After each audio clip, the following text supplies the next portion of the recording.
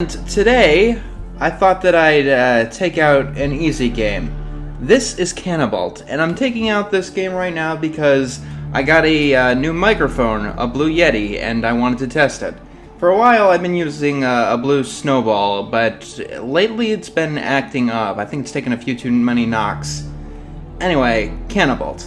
Canabalt is an extremely simple game. It's pretty much the definition of video game simplicity. Press X or C to start your daring escape. You press X or C to jump. That is it. Canabalt is an endless runner. The longer you go without hitting anything, the faster that you go.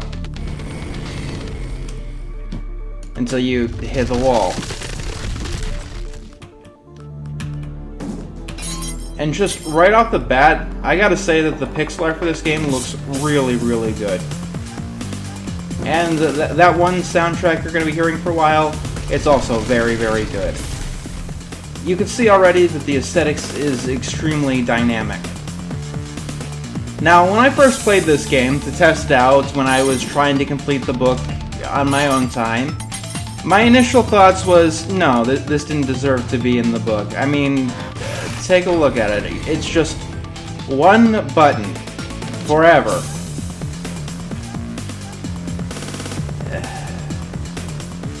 However, the more that I play it, like right now, it's definitely on a maybe, and I'm going to explain why.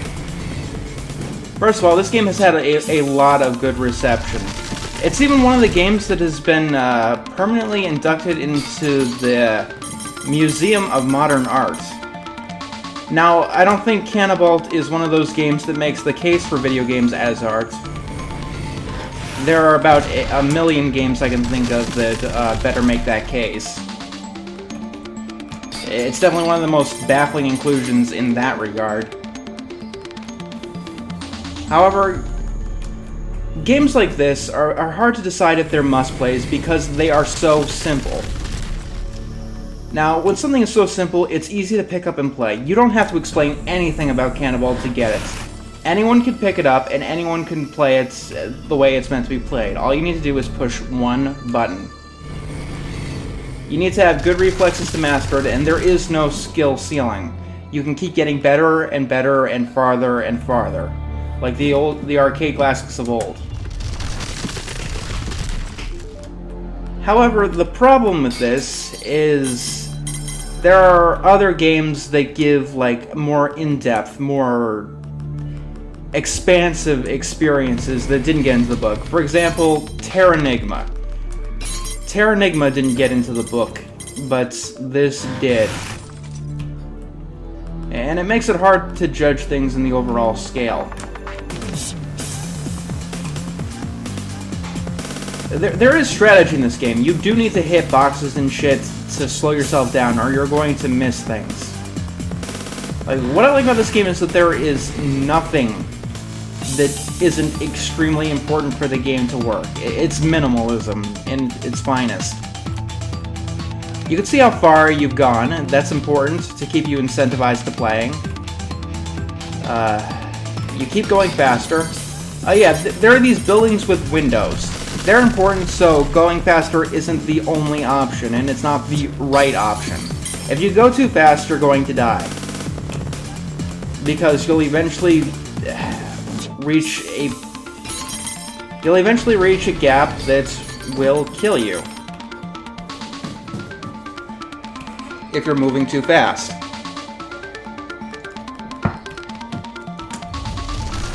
Every single death in this game, though, is your fault. 100%.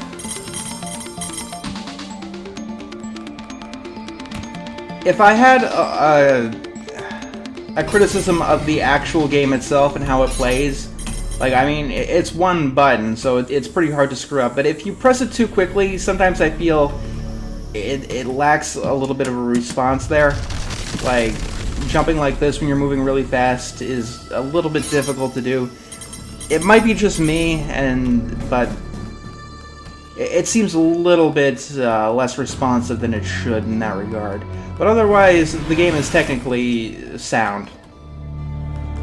Like, while things fall down out of nowhere, you have plenty of time to dodge. Look at the resolution of the screen and how much of a widescreen format it is. That's important. It gives you tons of space to see what's coming. Although I do wish it was a little bit more, you had a little bit more on the vertical. Because it's going to be a very, very strange resolution to upload. Anyway, Canabalt you could play for free, which is definitely a good benefit, although the price of the game is not going to factor into whether it's a must-play or not. I don't think that's very, very fair. Considering some of the best games that have ever been made are extremely expensive. For example, Earthbound.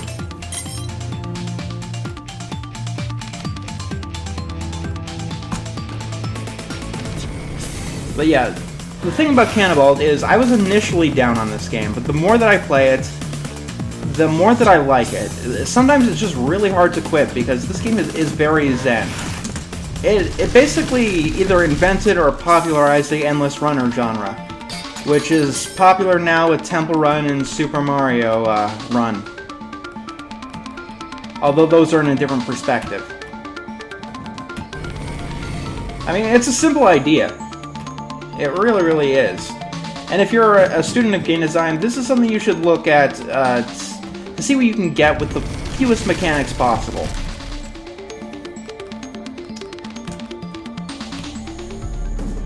I mean, if you die, you can respawn instantly, which is something so important for this type of game.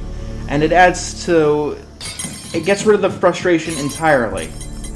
Like, I love games that have no load time in between tries. The only ones that I think have gotten that down are Canabalt and Super Hexagon.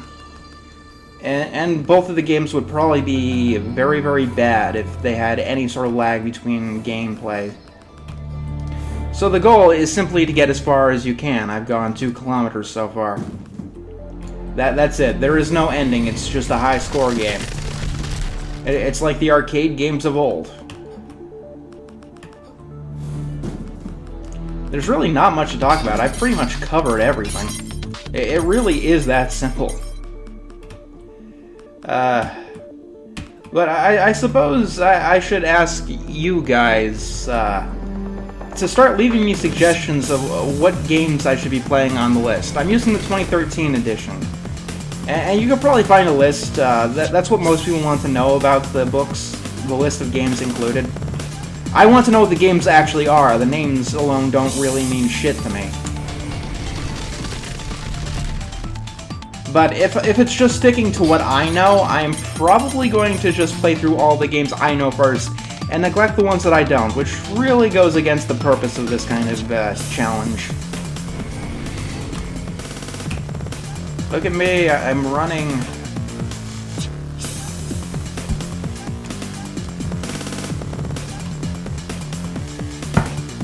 But yeah. I mean, tomorrow I'm probably going to play a game that I hate, just to remove something from the book. You know, maybe Lunar Lander or Gravitar or Facade. Those are the ones that immediately come to my mind as ones that probably should not be in the book. And I want to make something very, very clear. Something I want to establish right now. Just because a video game was the first to establish something, like Canabalt, I believe, is the first endless runner, that does not guarantee it's a must-play game. Like, there are plenty of there are plenty of games that did something that caught on immensely, but have not aged very well. For example, Lunar Lander was the first game with vector graphics. There is no reason that anyone should ever play Lunar Lander. Especially when you compare it to Asteroids.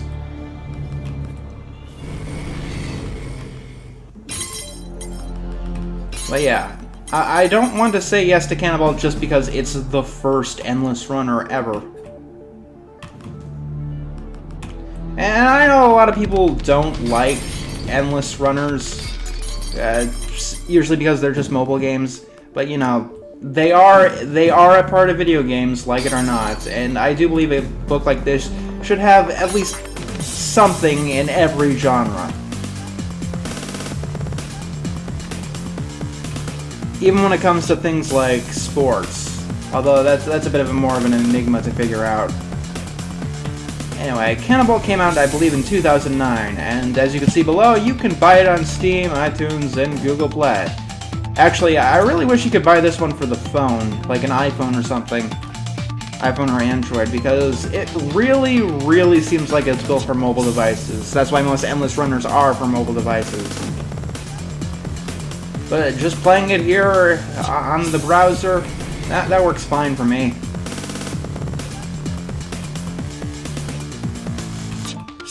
So far, I've played a game from the 70s, a game from the 80s, and now a game from the 2000s. That leaves the 90s and the 2010s. I might go with one of those. Let's see. The only 2010s game that's pretty short, I think, is VVV. I could beat that in probably under an hour.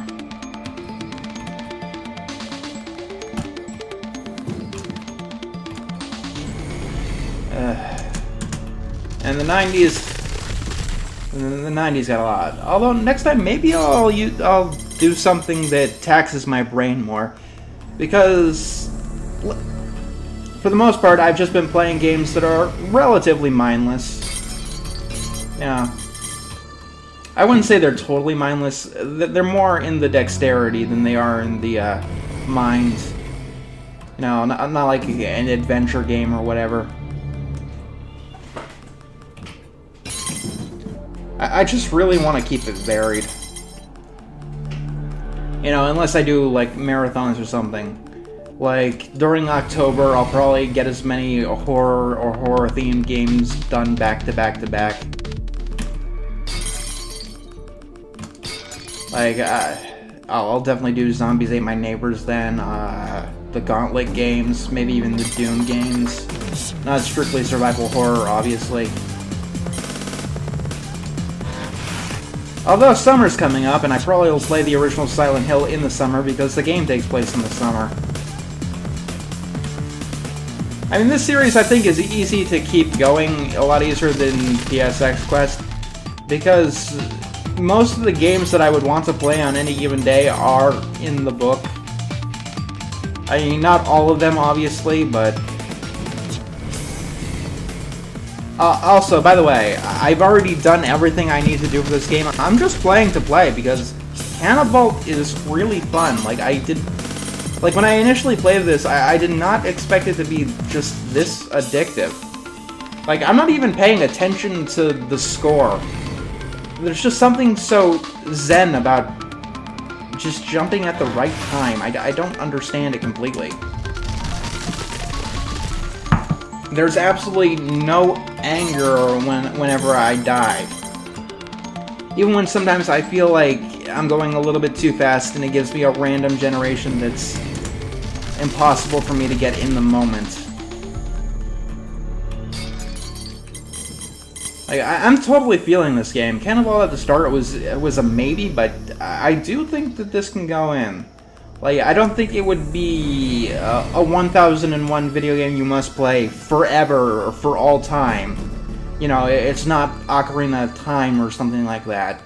But for now, when the industry is still technically young, it's not even 50 years old yet, yeah, I could see this as a must-play. I mean, I might put it on the short list to be cut, like if there was a future edition or anything. But as for now, I see no reason not to.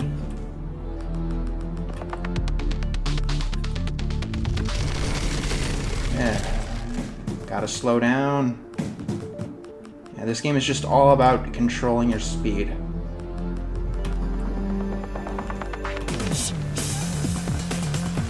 And the sound design is really great. It's so satisfying to just run into boxes, hearing yourself run across steel girders, and exploding.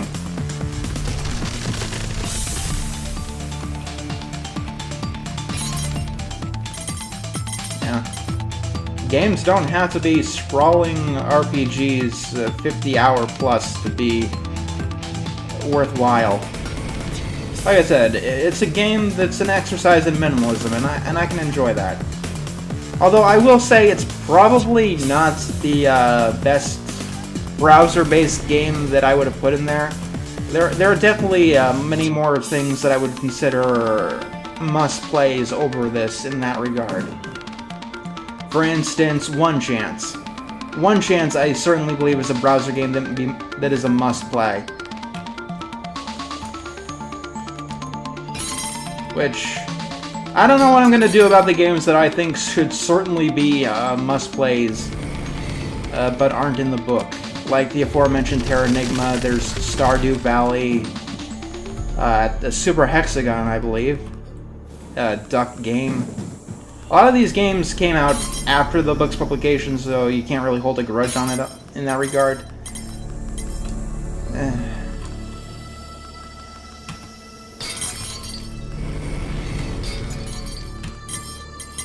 But still.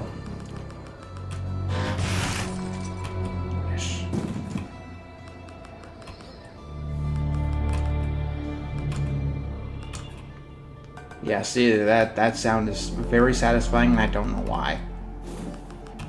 Like, it's never even explained what he's running from. You just get the hint that there are giant robots in the background, and some of the buildings collapse. Like, there is no way to win this game. It's just go as long as you want. I'm sure there's a world record that somebody has somewhere. But that's beyond my means. Like, I could play this for hours. I mean, it's not something I actively sit down and go and play, but when I do decide to play it eventually, it keeps me entertained for a lot longer than it has any right to. And yes, I know that there were games that were inspired of it, and there are clones of it, like the Adult Swim's Robot Unicorn Attack. But I don't know. Like, I think Canabalt deserves to be remembered a little bit more.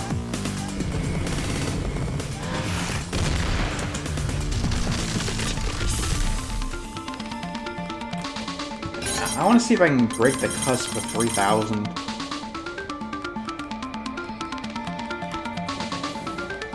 This dude's awesome. He like never runs out of breath. So yeah, maybe you guys can start suggesting things for me, because for one, I don't want to use a random number generator. I usually don't take their suggestions, because it feels too arbitrary in that regards. And all too often it hits a series which I have to marathon, for the most part. Like when I start doing Dragon Warrior and stuff like that, I probably won't play every Dragon Warrior game back to back to back. I'll probably divvy them up based on their era. Although there are only 3 Dragon Warrior games in the book. When I do Dragon Warrior, I'm going to be playing all of the numbered titles. Same with Final Fantasy, as long as they're still possible to play.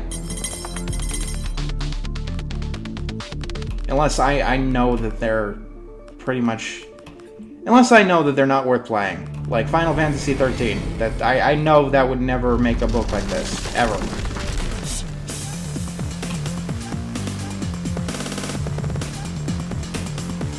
And if you're wondering, no, it's not in the book. Final Fantasies 4, 5, 6... 7, 8, 9, 10, 12, Tactics, and Tactics A2 are the ones in the book. And when it comes to series like that, I have to figure out which ones to shave. Although, here's a little bit of a tip. I really have never gotten into any Final Fantasy games. I've never really played them. So it's going to be exciting, going into pretty much the entire series blind.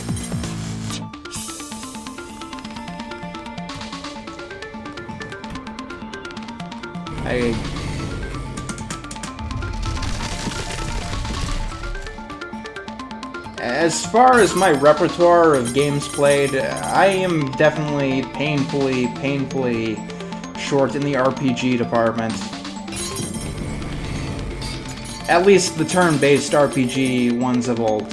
I play plenty of PC RPGs like the Elder Scrolls series, Baldur's Gate, those kind of games. But turn-based RPGs besides Pokemon, I didn't really have access to that until I became an adult and was able to look deeper into them.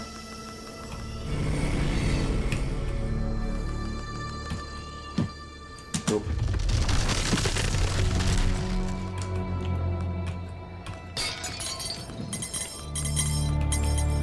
Like, I mean, a question is, how long can I keep this up? And honestly, as long as I want to.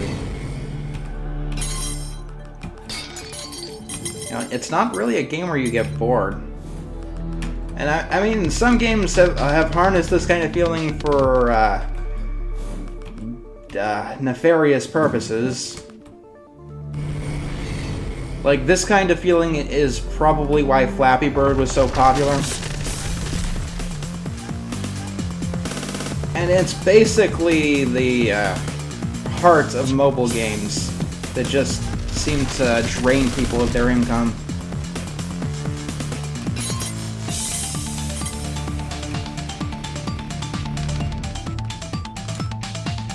Honestly, to tell you the truth, a lot of the current trends in video games have me very worried.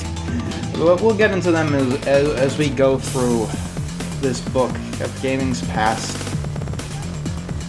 Might be able to see where they're going in the future from here.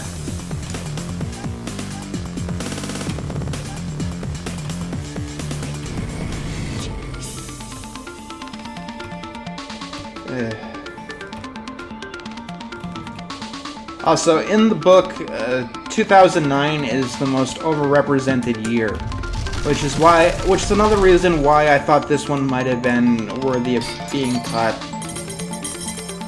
They have like over 100 games in 2009 in the book of 1,001 video games that you must play before you die, because that was essentially the last year before the book came out, and they basically put in everything that was just on their phone or computer at the time that they were mildly engaged by. So if I want a few games to cut, I'll probably browse to the 2009 section.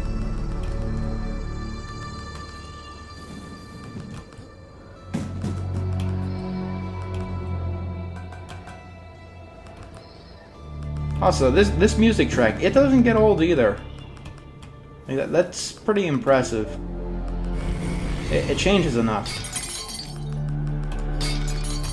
And surprisingly, those cars in the background, or rockets or whatever, that shake the screen, they do not make anything harder or anything like that, or at least they don't make it any more aggravating.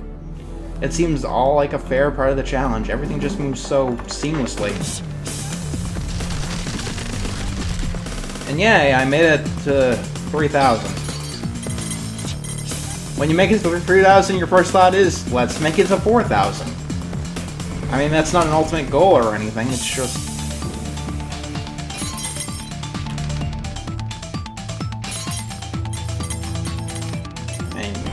breaking through glass, it's something that's just so satisfying. Making these doves fly up. Doves or pigeons or whatever.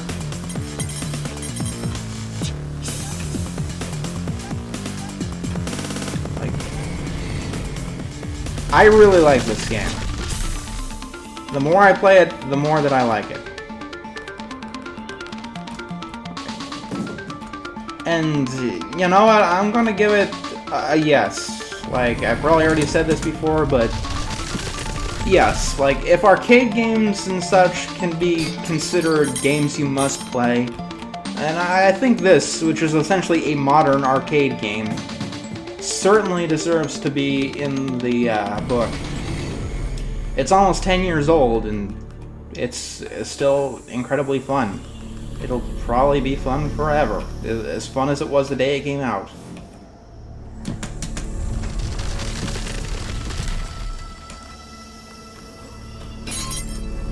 But if you want me to get all pretentious about it, I believe this game does deserve to be in the book because of what it can do with such simplicity. It's an absolute great exercise in video game minimalism. How much engagement you can get out of just one simple mechanic. One button. That's all you have. That's less than an Atari controller. And it still is very fun.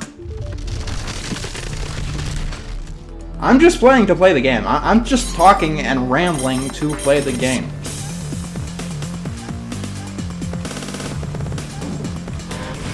Like, it's probably going to be a while before I decide to play this again after I get off it, but...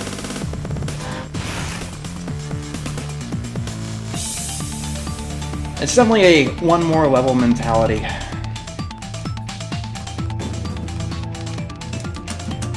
But yeah, because I'm chewing your ear off so much on this one, next time we're gonna go with a game that I'm probably sure will get removed.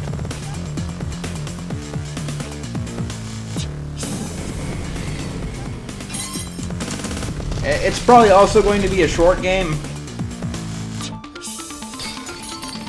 because at this stage of the list, I do want to knock off as many as possible. I'm trying to think if there's any obvious no's that are short from the 90s in the book. Because there aren't as many games as you'd hope from the 90s in the book.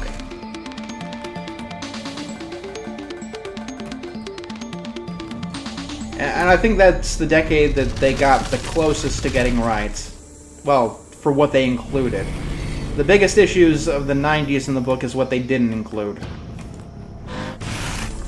You know, there's not a single Crash Bandicoot game, and there's not a single Spyro game in the book. That's because they wanted to have all three Banjo-Kazooies, including Nuts and Bolts.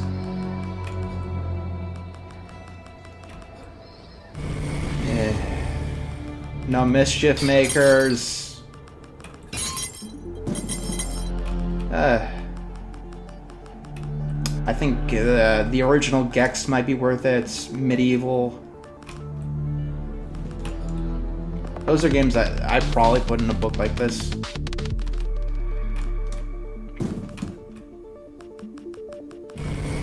The aforementioned Terranigma, definitely.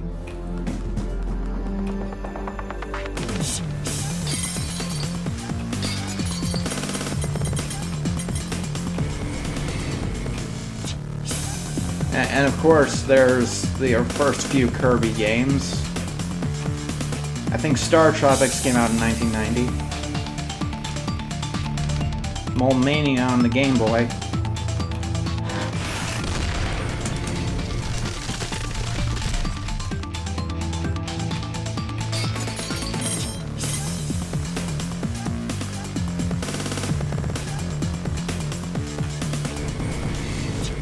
Go, go.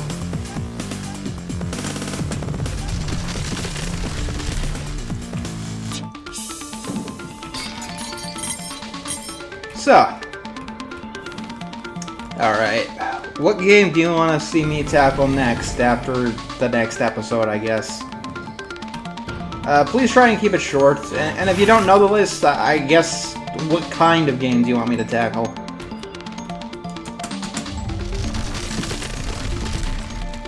At this point, I would like to keep it short.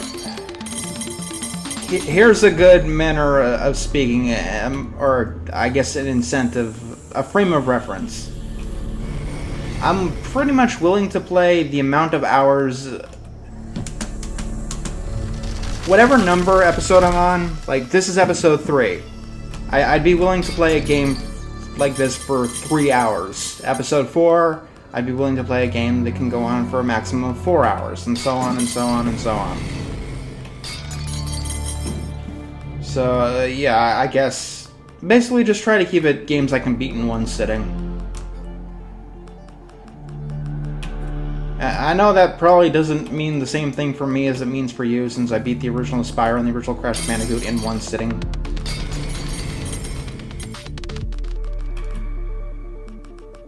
Yeah, but Still.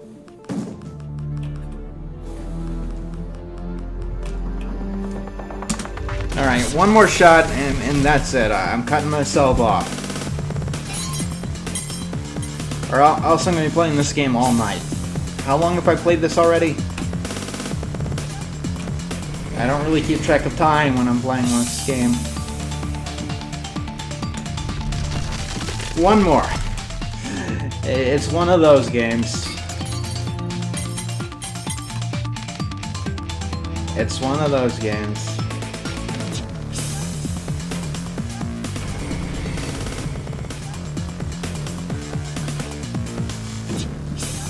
Alright, yeah, I think that's time to call it quits.